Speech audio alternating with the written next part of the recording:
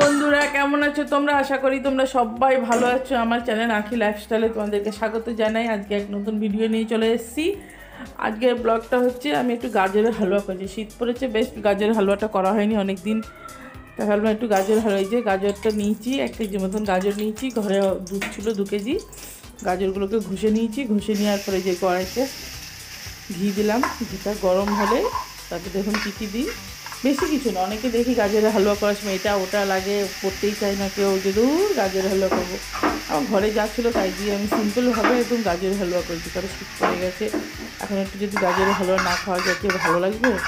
এই যে কড়াইতে 1 চামচ মতন আমি ঘি দিয়ে দিয়েছি। ঘি দেওয়ার পর ফোড়ন দিয়েছি, ওর মধ্যে এলাচ দিয়েছি, লবঙ্গ দিয়েছি, দারচিনি দিয়ে ফোড়ন দিয়ে এই যে আমি গাজরগুলো ওর মধ্যে দিয়ে দিলাম। দিয়ে এবার এটাকে ভাজবো একটু। এইভাবে বানালে গাজর হালুয়াটা খেতে যেমনি সুস্বাদু হবে, দেখতে কিন্তু কালারটা কিন্তু অসাধারণ আছে। মনে হবে একদম ছবিতে যেমন থাকে ঠিক সেরকম লাগবে দেখতে। দেখুন এটাকে ভাজছি, ওটাকে ভেজে নেবো আমি ভালো করে।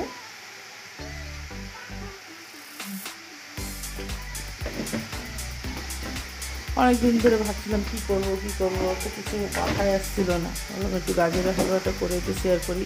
বাচ্চাদেরও খুব পছন্দ, বড় মেয়েটা খুব ভালো লাগে, প্লাস আমাদেরও ভীষণ ভালো লাগে। শীতের সময় গাজর হালুয়াটা বেশ কালারিং না, কেমন ফুটটা বেশ ভালো লাগে না দেখতে, কালার দিয়ে। একটু লবণ দিয়ে দিলাম। অনেকে আছে মিষ্টি জিনিস বানালে লবণ দেয় না, কিন্তু সবসময় মাথায় রাখবেন যে মিষ্টি জিনিস বানালে সামান্য একটু লবণ দিলে দেখবে মিষ্টিটা বেশ ভালো লাগে খেতে, মানে পাঞ্চা ভাবটা কেটে যায়। এই জন্য আমি ভাজার সময় লবণ দিয়ে দিচ্ছি। দুধ দেওয়ার পরে আমি লবণ দিই না, অনেক সময় থাকে দুধ দেওয়ার পর লবণটা কেটে যায়। যে ভাজাটা প্রায় হয়ে এসছে, আর সামান্য ভেজে নিলে আমি ওর মধ্যে দুধ দিয়ে দেবো।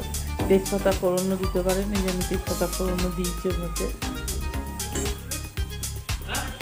আর দুধটা আমি ভালো করে জ্বালিয়ে রেখেছিলাম, কারণ দুধটা দেখবেন সবসময় না ভালো করে জ্বালিয়ে গাঢ় করে, মানে যতটা কমে রাখা যায়। গাজরটা সিদ্ধ হতে তো বেশি একটু ভাজা হলে তার মধ্যে সিদ্ধ হয়ে যায়, মানে ভালো করে ঘষা থেকে মিহি করে। এই জন্য বেশিক্ষণ সময় লাগে না। যে দেখুন ভাজা দেখছেন তো কতটা শুকিয়ে এসছে, কেমন হয়েছে, একদম ভেজে শুকিয়ে গেছে, মানে পুরোটা ধরতে গেলে সিদ্ধ হয়ে গেছে। এখন আমি দুধটা দিয়ে দেবো। দুধগুলো সব এক জায়গায় কালেক্ট করে নিই।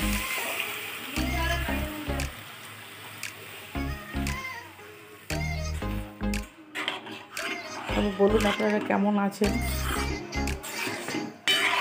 অনেকদিন ভিডিও বানানো হচ্ছিল না, ওই মাঝে আঁখির ভীষণ শরীর খারাপ ছিল, আপনাদেরকে আমি জানিয়েছি একটা ব্লগে। এই যে আমি দুধটা দিয়ে দিচ্ছি, এর মধ্যে 2 কেজি দুধ। দেখুন আমি 2 কেজি দুধ 500 হিসাব করে, মানে জ্বালিয়ে 500 পর দেখছেন। হ্যাঁ আমি দিয়েছি, দেখুন টকবক করে ফুটতে দেবো ভালো করে। ওখানে কিছুটা ফুটা একদম গাঢ় হয়ে গেছে। এবার চিনি দিচ্ছি। যখন দুধটা একদম প্রায় গাঢ় হয়ে গেছে তখন আমি চিনি দিলে কি হবে, বেশ তারপরে বেশি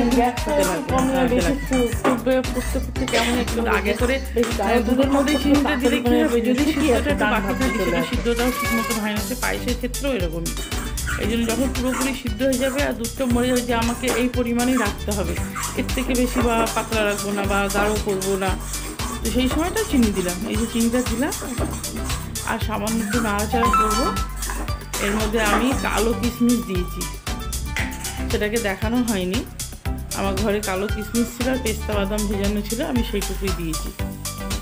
সেটা দিয়েছি। এই যে শুকিয়ে এসছে, এটা তো ভিডিওতে কালারটা এরকম হয়েছে, ছবিটা যখন তুলেছি না এত সুন্দর দেখতে হয়েছে না, মানে দেখলে মানে খেতে মনে হচ্ছে লোভ লাগছে একদম, মনে হচ্ছে এক্ষুনি খেয়ে নি। তাই যে কীভাবে টেনেছে, চামচ করে বেশ ঝুরঝুরের মতন হয়ে এসছে। অনেকে ঢিলাভাবে ঝোল থাকে, কিন্তু গাজরের হালুয়া কোনোদিন ঝোল হয় না। হালুয়া মানেই হচ্ছে একটু বেশ টাইট থাকবে, শুকনো থাকবে।